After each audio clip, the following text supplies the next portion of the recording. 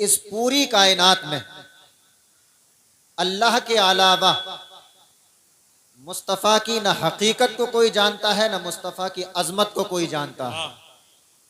सही माना में नबी पाक अलैहिस्सलातु वस्सलाम की अजमत को दुनिया में अल्लाह के अलावा कोई भी मुकम्मल तौर पर बयान नहीं कर सकता है। बहुत आए दुनिया के अंदर, एक से एक बढ़कर आशिक़ रसूल, एक से एक बढ़कर मोहब्बत रसूल का जाम पीने वाले, इश्क़ मोहब्बत में अपनी जिंदगी बसर करने वाले, लेकिन आज तक नबी पाक अलैहिस्सलातु वस्सलाम की अजमत को, उनकी हकीकत को, उनके रब के अलावा कोई नहीं पहचान पाया। उन्हीं उशाक में, उन्हीं मोहब्बत करने वालों में एक नाम है सैयदी सरकार आला हजरत रज़ी अल्लाह ताला अन्हु का। आप कलम उठाते हैं और मुस्तफ़ा की अजमत को यूं लिखते हैं, सरवर कहूं के मालिको मौला कहूं तुझे।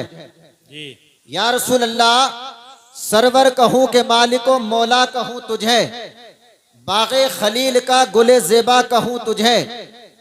अल्लाह रे तेरे जिसमें मुनव्वर किताबिशें, अल्लाह रे तेरे जिसमें मुनव्वर किताबिशें, ए जाने जा मैं जाने तजल्ला कहूं तुझे। और तेरे तो वस्फ ऐबे तनाही से हैं बरी। या रसूल अल्लाह, तेरे तो वस्फ ऐबे तनाही से हैं बरी। हैरा हूं मेरे शाह, मैं क्या क्या कहूं तुझे। लेकिन रजा ने खत्म सुखन इस पे कर दिया, खालिक का बंदा खल्क का आका कहूं तुझे। मुस्तफ़ा के मुकम्मल वजूद पर, जिसमें अतहर पर, सरकार के कमालात पर, उनकी अजमतों पर, उनके मौजिज़ात पर, जब नबी पाक अलैहिस्सलातु वस्सलाम की मुकम्मल हकीकत पर, वजूद पर नजर डालते हैं, तो आखिर में इमाम अहमद रजा अपने कलम को रख देते हैं और इरशाद फरमाते हैं, अर्ज करते हैं, अल्लाह की सरताब कदम शान है ये, अल्लाह की सरताब कदम शान है ये, इंसान ही इंसान वो इंसान है ये। और कुरान तो ईमान बताता है इन्हें, कुरान तो ईमान बताता है इन्हें, ईमान ये कहता है मेरी जान है ये। वाह वाह। अल्लाह रब्बुल इज्जत ने कुरान अजीम के अंदर इरशाद फरमाया, कुल इन्नमा अना बशरुम मिस्लुकुम। ऐ महबूब, आप फरमा दीजिए कि मैं तुम्हारी ही तरह बशर हूं।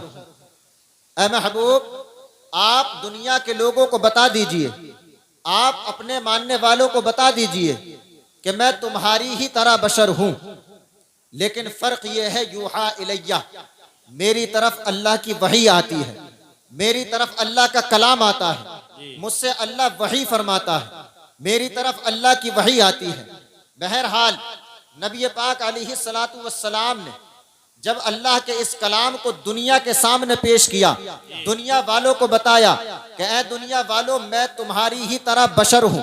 बशर किसको बोलते हैं? इंसान को। तो दुनिया के बाद लोगों ने यह समझ लिया कि मुस्तफ़ा करीम अलैहिस्सलातु वत्तस्लीम हमारी तरह इंसान है, क्योंकि वो भी चलते हैं, हम भी चलते हैं, वो भी खाते हैं, हम भी खाते हैं, वो भी उठते बैठते हैं, हम भी उठते बैठते हैं, लिहाजा जो काम वो करते हैं हम भी वही काम करते हैं।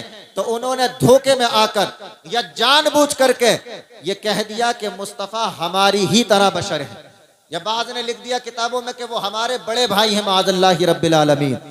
वक्त बहुत कम है, इसकी मुकम्मल तफसील के लिए इंशाअल्लाह किसी और वक्त, लेकिन मैं आपको बताऊं कि नबी पाक अलैहिस्सलातु वस्सलाम वो भी बशर हैं, हम भी बशर हैं, वो भी इंसान हैं, हम भी इंसान, लेकिन उनकी बशरियत में और हमारी बशरियत में उतना ही फर्क है जितना कि जमीन और आसमान में फर्क है। सर पर बाल हमारे भी, सर पर बाल मुस्तफ़ा के भी, लेकिन उनके बालों की शान देखिए और आप हमारे बालों को देखिए। ये हमारे बाल हैं, जब हमारे सर से जुदा होते हैं तो कहाँ जाते हैं? ये बाल जब हम तरशवा देते हैं, जब इनको कटवा देते हैं, तो ये कहाँ जाते हैं? या तो नालियों में बह जाते हैं, या रास्ते गली कूचों में बिखरे फिरते हैं, या कूड़े की जीनत बन जाते हैं, कूड़े के ढेर पर चले जाते हैं। ये हमारे बाल हैं, सर से जुदा होने के बाद गंदगी का ढेर बन जाते हैं। इनको कोई देखना पसंद नहीं करता, कोई अपने पास रखना पसंद नहीं करता, लेकिन आओ मैं तुम्हें बताता हूं कि मुस्तफ़ा के बालों की क्या शान है। जनाब सिद्दीक़ अकबर मुस्तफ़ा की बारगाह से उठे और उठने के बाद अपने घर पर गए। घर पर जाकर बिस्तर पर आराम करने के लिए लेटे, लेकिन जैसे ही बिस्तर पर लेटते हैं घर के दरो दीवार से कुरान की तिलावत की आवाज आ रही है। जल्दी से बिस्तर से उठे, इस दीवार की तरफ दौड़े कि देखूं तो सही कि पढ़ने वाला कौन है, कुरान की तिलावत करने वाला कौन है। तिलावत की आवाज बराबर आ रही है लेकिन तिलावत करने वाला नजर नहीं आता। दूसरी दीवार की तरफ गए, तिलावत की आवाज बराबर लेकिन तिलावत करने वाला नजर नहीं आता। दर की तरफ गए, कभी इस दीवार पर, कभी उस दर पर, कभी इस दीवार पर, कभी उस दर पर। तिलावत ऐसी कि दिल खिंचा चला जाता है, आवाज बुलंद होती जा रही है। हैरान परेशान है कि आखिरकार तिलावत की आवाज आ रही है, तिलावत करने वाला नजर नहीं आता। फौरन गए मुस्तफ़ा करीम अलैहिस्सलातु वस्सलाम की बारगाह में और जाकर के अर्ज किया, पूरा माजरा सुनाया। जनाबे सिद्दीक़ अकबर, आपके घर में तिलावत की आवाज आ रही है, आपको पता नहीं चल पाया कि तिलावत करने वाला कौन, कुरान पढ़ने वाला कौन। अपने घर से निकलकर मुस्तफ़ा की बारगाह में क्यों गए, ये पता लगाने के लिए कि तिलावत करने वाला कौन है। ऐ सिद्दीक़ अकबर, जरा ये तो बताओ कि तुम्हें अपने घर में होने के बाद जब तुम्हें ये ना पता चल सका तो वो दूसरी जगह पर बैठकर कैसे बता पाएंगे कि तिलावत की आवाज कहां से आ रही है, तिलावत करने वाला कौन है, कौन कुरान पढ़ रहा है। लेकिन सिद्दीक़ अकबर जानते थे कि जिनको गैब दे करके बताया गया है, जिनको गैब लेकर के भेजा गया है, जिनको गैबदान नबी बना करके भेजा गया है, दुनिया में उनके अलावा गैब की खबरें कोई बता ही नहीं सकता है। सिद्दीक़ अकबर रसूल पाक की बारगाह में पहुंचे, अर्ज किया, या रसूल अल्लाह, माजरा ये है, घर में लेटा था, तिलावत की आवाज आई, आवाज आने वाला, तिलावत करने वाला, कुरान पढ़ने वाला नजर नहीं आता। या रसूल अल्लाह, क्या माजरा है। मेरे करीम नबी ने इरशाद फरमाया कि अबू बकर, भूल गए हो, याद नहीं है कि कल मैंने अपने बाल तरशवाए थे, अपने बाल कटवाए थे, सहाबा को तकसीम कर दिए थे, सहाबा को अता फरमा दिए थे। ए अबू बकर, तुम्हारे हिस्से में भी कुछ बाल आए थे। इन्नल मलाइकता कद इज्तमऊ हौला शौरी यतलूनल कुराना यक़रऊनल कुराना। ए अबू बकर, तुम मेरा बाल लेकर के गए थे और उस बाल के इर्द गिर्द फरिश्ते जमा हो गए हैं और फरिश्ते मेरे बाल के गिर्द जमा होकर कुरान की तिलावत कर रहे हैं। सुभान अल्लाह, सुभान अल्लाह। ये हमारे बाल हैं, अगर हमारे सर से जुदा हो तो नालियों में बह जाते हैं, लेकिन मुस्तफ़ा के बालों की अजमत यह है कि अगर सर से जुदा हो जाएं, किसी के पास अगर पहुंच जाए तो रब की रहमत के फरिश्ते उसके गिर्द जमा होकर कुरान की तिलावत करते हैं। और देखिए मुस्तफ़ा के बालों की अजमत, उनके जिस्म के एक एक हिस्से को बयान किया जाए तो कई रातें चाहिए। सिर्फ बालों पर आप मैं बात करूं, हजरत अमीर मुआविया, आपका आखिरी वक्त, कातिब वही, सरकार के गुलाम, सच्चे आशिक, सरकार से मोहब्बत करने वाले, नारे तकबीर, अपने अजीज व कारिब को आपने वसीयत की और आपने कुछ बाल मुस्तफ़ा करीम अलैहिस्सलातु वस्सलाम के मुँह मुबारक आपने अपने अकारिब को अता फरमाए और आपने इरशाद फरमाया कि जब मैं दुनिया से चला जाऊं, जब मुझे कब्र में लिटा दिया जाए तो ये मुस्तफ़ा के बाल हैं, इनको मेरी पेशानी पर रख देना, मेरे माथे का झूमर बना देना। ए अमीर मुआविया, क्यों? इसलिए कि अमीर मुआविया जानते थे कि इन्ना हाज़िहिल क़ुबूर ममलूअतन मज़लूमतन, कि ये कब्रें जो होती हैं ये अंधेरों का घर होती हैं, कब्रों में वहशत होती है, कब्रें तारीकियों का घर होती हैं।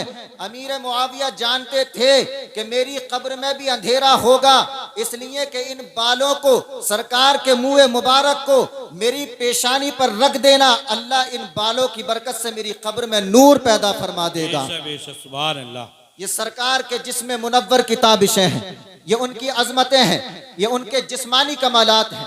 आप चलें और आगे देखें, सरकार की आंखों को देख लें, सरकार की पेशानी को देख लें, सरकार के पूरे दस्ते पाक को तो आप दूर रखिए, सरकार की सिर्फ एक उंगली की अगर बात करें, इस उंगली से अल्लाह रब्बुल इज्जत ने सरकार के जरिए से क्या क्या काम करवाए। ये उंगली अगर पानी के एक प्याले के अंदर चले जाए तो पानी के चश्मे इस उंगली से जारी हो जाते हैं। ये उंगली अगर आसमान के चांद की तरफ उठ जाए तो इस उंगली से चांद का सीना चिर जाता है। यही उंगली, यही हाथ, यही पूरा मुस्तफ़ा का दस्ते पाक अगर डूबे हुए सूरज की तरफ चला जाए तो डूबा हुआ सूरज एक हाथ के इशारे से वापस आ जाता है। इस उंगली के क्या क्या कमालात हैं आप देखिए। दुनिया के अंदर अगर किसी ताकतवर चीज का अंदाजा लगाना हो तो उसको किसी दूसरी चीज से टकरा करके देखो, किसी दूसरी चीज से टकरा करके आप देखोगे तो दूसरे की ताकत का पता चल जाएगा।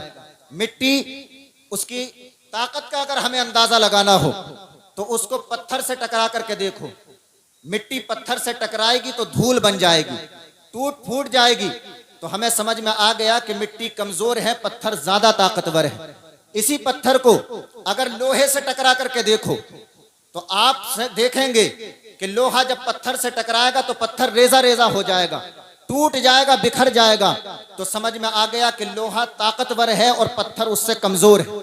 पत्थर से ज्यादा ताकतवर लोहा है, लेकिन लोहे की ताकत का अगर अंदाजा लगाना हो तो इसी लोहे को आग में डाल दो तो समझ में आएगा हमें कि लोहा आग के अंदर जाते ही पानी बन जाएगा, पिघल जाएगा। तो समझ में आ गया कि लोहा कमजोर है, आग ज्यादा ताकतवर है। और इसी आग की कमजोरी या ताकत का अगर पता लगाना हो तो आप इस आग पर पानी डाल दीजिए तो आग कोयला बन जाएगी, बुझ जाएगी। लेकिन पानी की अगर ताकत का अंदाजा लगाना हो तो पानी जब तूफान की शक्ल में आता है दुनिया के अंदर तो तबाही और बर्बादी लेकर के आता है, पूरे के पूरे मुल्क उजाड़ देता है, पूरी की पूरी बस्तियां उजाड़ देता है, पूरे की पूरी आबादियां तबाह करता है। इस जमीन पर, इस छोटी सी जमीन पर पानी से ज्यादा ताकतवर कोई चीज नहीं। लेकिन अगर पानी से ज्यादा ताकतवर चीज की तरफ हमें देखना है तो हमें इस जमीन पर नहीं बल्कि आसमान की तरफ निगाह उठाना होगा।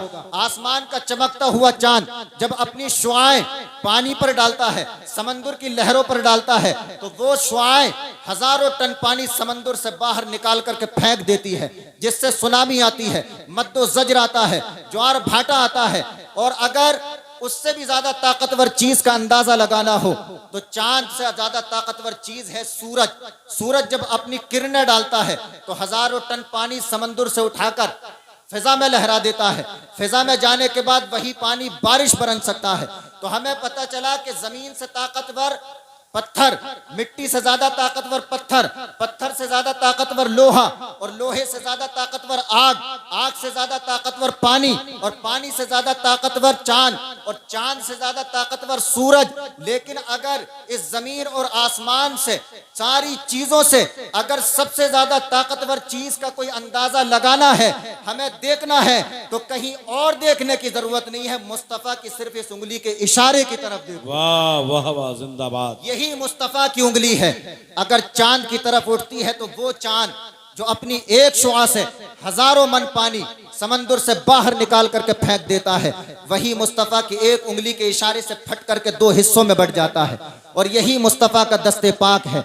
अगर आसमान के उस सूरज की तरफ उठ जाता है तो डूबा हुआ सूरज एक दस्ते पाक के इशारे से वापस आ जाता है। ये मुस्तफा की अजमतें, उनके कमालात हैं। जो कुछ कहा सुना, अल्लाह रब्बुल इज्जत रब्बे कदीर अपनी बारगाह में कबूल फरमाए। रब्बे कदीर